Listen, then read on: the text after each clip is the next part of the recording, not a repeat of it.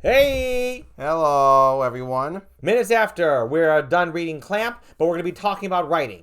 So I'd say it's about 30 minutes after we were done reading Clamp School Detectives, I'd say. Yeah, I'd say at least around So that. around 30 minutes after. We're doing something different today, folks. So, The big change is... doing the daily videos was a bit much. So, Actually, I want to say, it was really fun when we started, but then it got less fun. It's like we always want to still do the minutes after, but we've changed over time to not wanting to do a video for each one individually. yeah, individual videos. So now we've changed it. Yeah, now we're going to bulk our recounting. Still, we're going to be recounting our stuff, just not daily. Nope. So we're going to be doing these weekly. But right now, we're just going to cover 3 days to see how it feels. Pretty sure we're going to run forward with this. Yeah. But today, we're going to be recounting the last 3 writing sessions. Which would be on September 2nd, September 1st, and August 31st we'll be recounting. Today's September the 2nd. So, Yes. August 31st writing that segment was the beginning of it. Yeah, the beginning. So, Gary, if you remember, just keep talking about that, I'm sure. No, that one was smooth. It was a brand new character that we had hinted towards. Oh, yes. Throughout, it had various plantings for this character. Yes. And now we finally got to write it, and that was an excellent experience developing this character. It's a nasty character. A mean one. Then really cool. Very cool. And our development of this character, I'd say, was more about characters talking about the character more than the character itself. But then when we showed the character, we intertwined it perfectly with like the rumors and stuff going on with this character. I'd say we can report. I'd agree. Yeah. I agree. No, and that was a cool way to do storytelling for a character introduction, and that was a lot of fun. So you got to be careful when writing stories like that. Yes. Because I find when introducing a character through hearsay and rumors, it runs the problem of not matching it. Yeah, not matching the hype of the character. If characters say like this character's so dangerous, so frightening, or whatnot, much like the character, much like the worst Bond movie ever, Skyfall.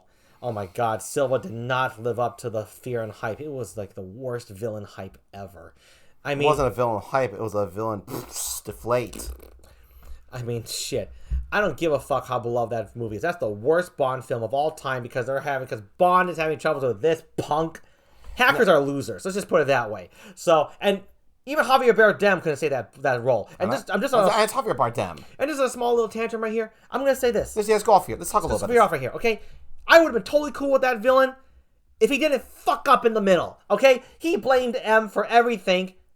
But he was doing his own illegal activities, and she turned him over. Well, no, she didn't turn him over. He got caught. I remember. He got caught for stealing money, and then he was all pissed off that M didn't bail his ass out for doing illegal activities not sanctioned by MI6. See, if it was sanctioned by MI6, that'd be a different story. But he was doing his own extracurricular activities, caught for those activities, and for that reason, he blamed M for not bailing his ass out. So basically, this really wimpy, pansy-ass little bitch is a problem to fight? And he's like some super big, evil, tough guy. Thank God Spectre fixed it, Yes. but he was just a tool of Spectre. Otherwise, it's the most unrealistic Bond villain ever.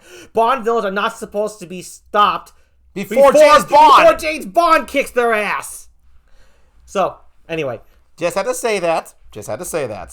That's a fine example of rumors in universe not matching the character because the character himself was so fucking weak and pansy ass, and they gave him so much badass moments. It just doesn't make a whole lot of sense. It just didn't work. It didn't sync up the feeling. It just didn't sync up on screen because it was just stupidly told. Truth be told, I feel they're just trying to make a villain that they felt they could kick his ass and Yeah. just pretended like he was tough. Often creators are very cowardly and petty like that, Yes. where they would make their villains someone they could imagine they could beat up in their backyard because they're too afraid of the people who actually did pick on them. And so they don't really have any cojones to actually stand up to anybody real. So they want to make someone fake. They know they can beat up a hacker, but oh wait, the hacker is going against James Bond, so let's make up the hacker can shoot. But how many hackers really are badasses? Let's be really honest here. Yeah, who actually can, have martial arts skills, know how to, do gun tricks, Or not disconnect and say, I live on the internet now.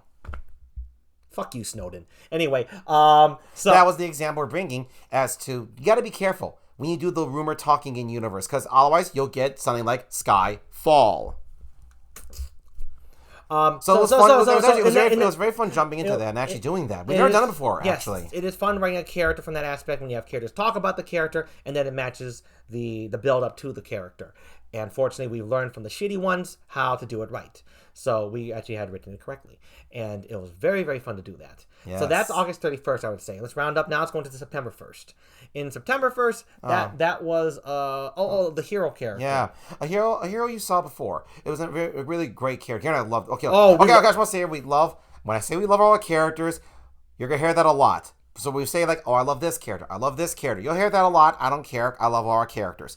This character again, I really love. We in our show, you've seen this character before, and we got to see more of this character and another aspect to this character, and it was really brilliantly done. It was just a really great scene of dialogue and just talking, and just really a unique perspective. It was really wonderfully done, very wonderfully written. It was such a joy to actually just jump in and get it done. It was great. Except that day was awful. No, it was. No, that was a bad day. Not the writing. Not the writing. But the day itself was awful. Oof. The experience was terrible. Brandon and I were both angry. Brandon was exhausted. We were. We did not handle it the best. And we didn't stop when we should have, like we have been in previous days. Previous recountings that we talked about. And it just... we were a mess that day. But we salvaged it later because we just relaxed, let the annoyance and the anger just subside, and then we just went along our day and we were happy, our usual happy selves. But in general, no, not the. It's like the way we salvaged it was we did what we did. Maybe we should have stopped earlier. Maybe we should have kept going. But it doesn't matter. We finished the work day. Yeah. And we just sat with our own individual pains. We dealt with our own individual pains. And we just accepted it. And then we moved on. Yeah. And so also part of that segment we wrote on September 1st, it was also another scene which was a very cool, but still involved the same character we loved. So it was just all about that character, pretty much. It was nice. And going back on, we had touched upon that sometimes when you write things, you connect to everybody. You just connect. Yeah. Creation is connection. And so one particular aspect of that... Stressful. The September 1st connection. Yeah, we could tell that upset a lot of people writing that. And we have said before that our goal is not to upset people, but when you have to trust your work and you just are aware it's going to piss people off, you can feel them getting going. And by the way, it's even sad when even you don't realize it. Like sometimes, it's happened to Garrett and I numerous times. We think of just something, oh, I would love to see this. Oh, I would love for a character to say this. And we're like, yes, it fits. Then the pain comes in from those annoying asswipes out there, and we're like, whoa, this pissed you off? I had no idea. Why? We were just having a good time. What the fuck's your problem? So, remember to distinguish, folks, between the voices that are just in your head and actually the voices of people who are coming into your head as a result of their bad behavior and misuse of things like the internet or just what they've said to you. Just their misuse of everything. Everything. So be aware of who's you and who's them. Exactly. And be able to say fuck you to them and say... And actually talk to yourself. And talk to yourself like, it's okay. It's all right. You're just going a little crazy. Yeah. Talk to yourself. Yeah, settle down. Yes. So that I would say was September 1st. September 2nd, today... excellent writing. The writing is still smooth. We're still on point. Oh, yeah. One big chunky segment every single day, and that works out well because this one has like the least amount of segments in like a long goddamn time. Yeah, a long time. It really works out this way. Yeah. This one was fun in a funny sense. I actually think this was kind of fun in a funny sense. We had this character. This is a new character. We were planning out this character. And then, just on the day of, Garrett decided to switch, not the whole of the character. An aspect of the character. And I was like, oh, and I will admit, and Garrett probably saw it and sensed it. I was a little tense when Garrett made that switch. But it was funny in the sense that I was way more civil than I've been before. So that was the funny part. That was the fun part, at least. So I'm happy that happened. Yeah. This character is a brand new character. Yes. Never foreshadowed. Nope. Just introduced. In this episode. Yeah, in this episode. So that's exciting to do. I always come into these things when drawing a blank on how we're going to approach our old characters or this new character. I'm just like, how are we going to kind of write this? And then we sit down and we actually get the job done. Yeah. So we jumped through various ideas on how to handle this character. And choosing the character's gender actually played a role in our deciding of what to do with the personality. We don't like typical...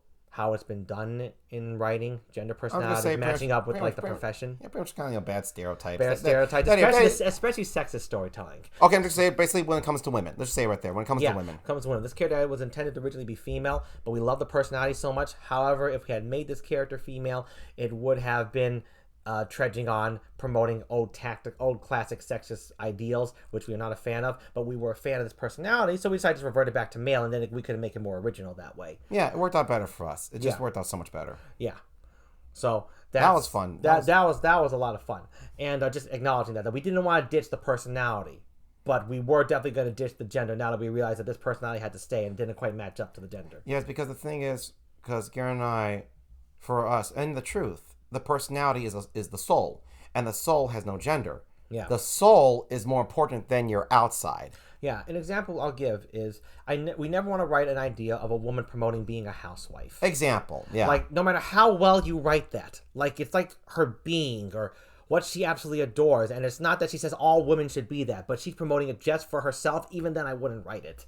It just doesn't sit well with us. If I'm gonna be honest here, a woman could probably write it well, but and not have a problem with it. But we do. I'm a guy. I'm sorry, I'm a guy. I have a problem if I wrote that. Yeah. That's me. Yeah. I have a problem. We have a problem with writing that. We do. As dudes, we got a problem with writing that. So I'd rather write a dude who likes to be a housewife. A house husband. A house husband. Example. And actually just a house husband. He doesn't have to be like the most badass guy ever, by the way, to be a house husband. No. He just needs to be literally just a house husband. Getting the groceries, organizing the budget, cleaning up the house, things like that. And actually enjoying the fuck out of it. Yes. Just being that and nothing more. So if we were to write that, that's when we would say the gender kind of applies. So we just don't want to further those kinds of stereotypes as an example of why we felt the need to swap the gender. Yeah.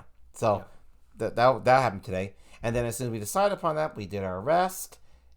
And we rested, talked about did some non sequiturs, talked about some more future storylines we had, having fun with that. Yeah. And then we talked back into writing it all. Garrett typed it all up, and we took care of business. Yep. That was pretty much what happened to work today. Just for a funny thing to want to say, though, also after we also read the first volume of Clamp School Detectives. So hence the title of the video. Just want to bring that up. Love Clamp. Clamp. They are my sensei. They're my sensei Tachi. Clamp. The greatest mangaka of all time is Clamp. Yes.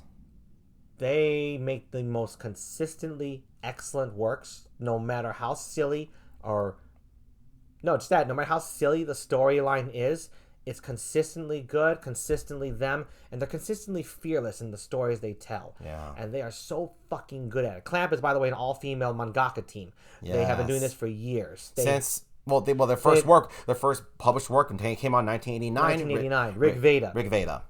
Love that one. And excellent manga. And right out the gate, every single one of their manga, they show something to me that I have not seen in any other works of manga before. That even when it's the same setting, they not just change the style or change the hat, they change the perspective on the hat or the style. At least an aspect, a line, something. And that's just, to me, that's why they are so original and actually the best of all time. There's no mangaka that's better than them. Mangaka have made better works than Clamp have made. Clamp has not made the greatest manga of all time, but they are the greatest mangaka of all time. Absolutely. For their sheer consistency, the sheer volume that they put out. And their diversity. And the diversity. And also with that diversity, being able, like, I'm just going to reinforce what you said, that diversity of, like, you just know this is a Clamp manga. Yeah. Because I'm going to personally bring up something which is true to me. Garrett hasn't. We both love Hunter x Hunter, created by the wonderful Togashi Yoshihiro, Togashi Sensei. I read his first big one, Yu Yu Hakusho. Garrett has not. And you can definitely tell Yu Yu Hakusho was definitely made by Togashi Sensei. But I'm going to be honest. Reading Hunter x Hunter and Yu Yu Hakusho, you don't need to read Yu Yu Hakusho. With Clamp, you got to read everything they do. Yeah. Even if it's their lowest, it's like, this is the least greatest, and this is the greatest. That's Clamp. Whereas I do like Yu Yu Hakusho. It was really good. Yeah, I haven't read it. As like if you're out of stuff to read, read Yu Yu Hakusho. If you want to read something fun in the shonen junk genre, read Yu Yu Hakusho. But it is nothing compared to Hunter x Hunter, and they aren't even the same field. They don't even really feel the same. You just know Togashi made them both. Clamp, you can tell from the really fun Clamp School Detectives to the really dark and darkly, kind of very disturbing noir like Tokyo Babylon, that this is by Clamp. And that's very important to have that special feel that connects them all. That powerful feel that it's them. And it's just so incredible everything they do. Yeah. It's more than that, too. It's more the fact that what you're getting every time is a new experience from the same creators. Yes. Brandon has told me everything in Yu Yu Hakusho, you can find a Hunter x Hunter, but better. Actually, way better. Well, with the exception of some things, but I'd say only for me personally, I'll just say it right now for fun, is the only thing I'd say Yu Yu Hakusho did better. I wouldn't say necessarily better than Hunter x Hunter. Maybe it has more of? More of is that the supporting female characters in Yu Yu Hakusho are absolutely incredible, and they're kind of like throughout the whole manga. And a couple are very prevalent in the beginning. As for anyone who knows Hunter x Hunter, there's no really big prevalent female character except for maybe Biscuit. So that's pretty much about it. And there's a lot during this recent arc, but it's a feel. You can tell the difference of how he did in Yu Yu Hakusho and Hunter x Hunter. Yeah, so but see, that's a different aspect. Whereas each manga, the diversity of Clamp, each manga is a whole new experience, a whole new genre, a whole new category, and they just tackle it and they own the fuck out of it and they write the hell out of it. And it's Clamp. It feels good. It's like getting excited for someone else's movie because it's like they just make you excited to read the next thing after the next. Yes. And so Clamp's the only one who has ever truly achieved that to me as mangaka, Yeah. whereas everyone else has failed. And even when they don't fail, their other works don't really complement each other in the way of, wow.